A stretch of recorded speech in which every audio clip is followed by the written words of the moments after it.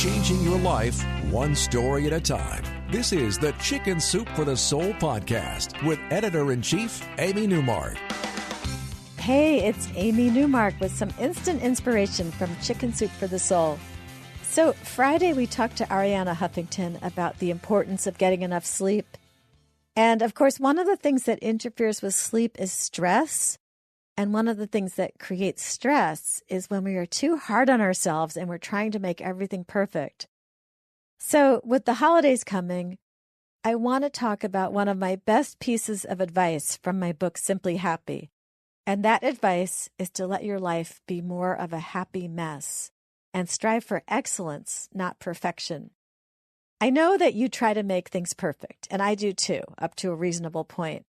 But if you want to be happy, you have to settle for less than perfect, because unless you're working for NASA and you're building some $1 million door handle for a spaceship, it doesn't have to be perfect.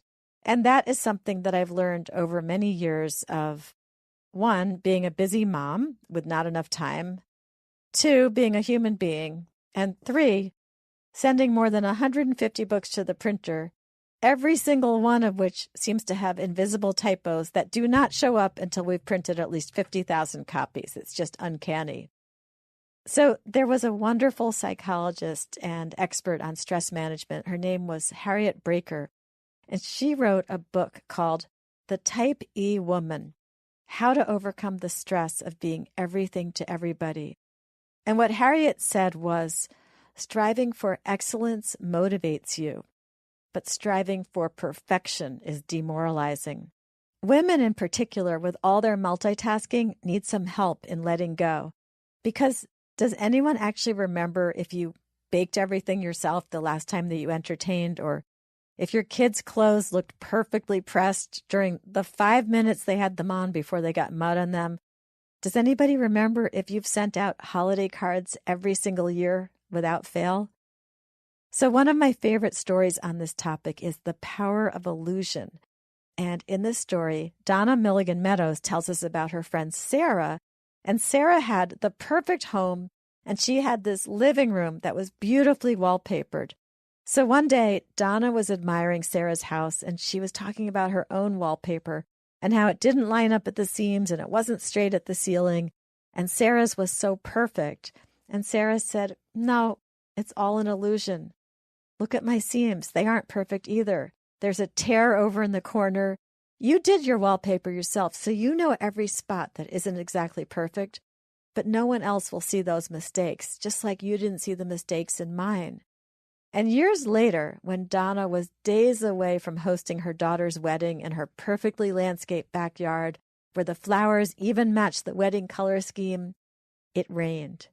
And the grass developed a fungus and mushrooms sprouted everywhere, and Donna was panic-stricken until she remembered Sarah's voice saying, "It's all an illusion." That wedding ended up being perfect, or at least what Donna described as, quote, "the perfect illusion of a fairy tale wedding in a magical place." Donna strove for excellence, and while she didn't achieve 100% perfection, she got close, and I'm sure that her daughter and their guests would say to this day that it was the perfect wedding. The Chicken Soup for the Soul podcast continues straight ahead. Chicken Soup for the Soul celebrates your pets and the power of the human-animal bond. I'm Robin Ganzert, CEO of American Humane and host of the new podcast from Chicken Soup for the Soul, Loving Animals. Every week, I'm joined by celebrities and other special guests who share a passion for spreading care, hope, and compassion for the world's unique species. You'll hear inspiring stories of animal rescue and rehab, plus the latest trends in animal welfare. Chicken Soup for the Soul presents Loving Animals with me, Robin Ganzert. Available on Apple Podcasts, Google Play, or anywhere you download your favorite podcast. That story I told you before the break came from Chicken Soup for the Soul Think Positive, which is the best-selling book that we've published during my 10 years at Chicken Soup for the Soul. And that book is still a constant source of inspiration for me because the 101 stories in it cover everything from hugely important life events like death and illness to those everyday ups and downs of life, like getting a stain on your carpet. So let's talk about the carpet, especially with the holidays coming, because you can probably recite the history of certain stains on your carpet. You know when they happened, who made them, and you can walk right over to them and point them out. So here's a way to stop caring about those stains, to turn them into souvenirs of a life well lived. I'm going to tell you another great story from our Think Positive book. It's Nikki Deccan's story, Magic Stains. Nikki says that she was embarrassed by all the stains on her carpet. She says that when someone new came over, she wanted to shout, "I'm not really this gross. Just don't look down. Ignore the nasty carpet." But that's no way to live, right? You don't want to be embarrassed and apologizing all the time for your home because you live there. It's your haven, and it's the place where you and your family are a family, and families make messes.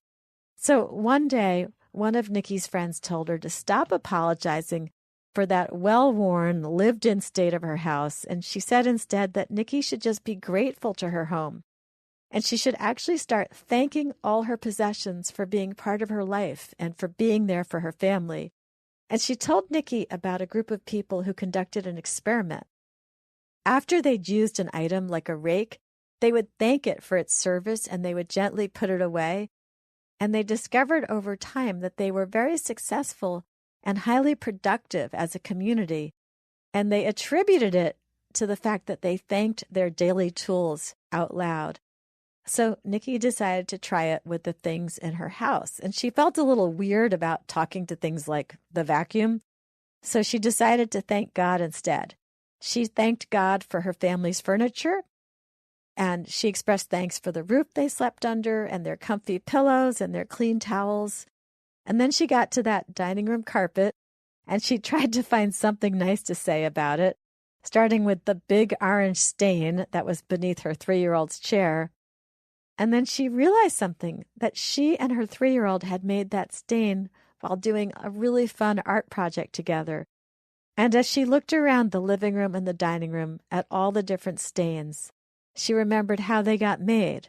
They were made while she was playing with her children, or while they were having family pizza night, or while her sons were wrestling with her and knocked over her coffee. And Nikki said, "I realized that all the stains represented something far lovelier than a clean carpet. They pointed to the fact that we were living our lives with laughter and tears and messy projects and yummy dinners. We were alive. In our home, we don't forbid laughter or the messes that often come with everyday life. Our home isn't sterile or oppressed. It is magical." So there was this British poet, his name was John Dryden, and he said, "If you have lived, take thankfully the past." So that's how I decided to view the wear and tear and the stains and the scratches and all those little scars in my house. They're all souvenirs of the past, of the good times. So I have lots of stains on the carpet in my dining room, and I don't even care anymore. I just think that nobody in my family or among my friends even notices them. And what's important really is who's sitting around the table, not what's on the table or what's underneath the table. And those stains are from my friends and my family. And I know who's going to come over and drop something on that rug. And I will gladly take their stains just so that I can spend time with them.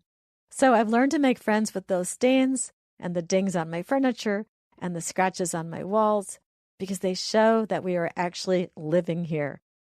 I'm Amy Newmark. I hope you'll join me in abandoning the pursuit of perfection and maybe excuse a few of those typos in our books too.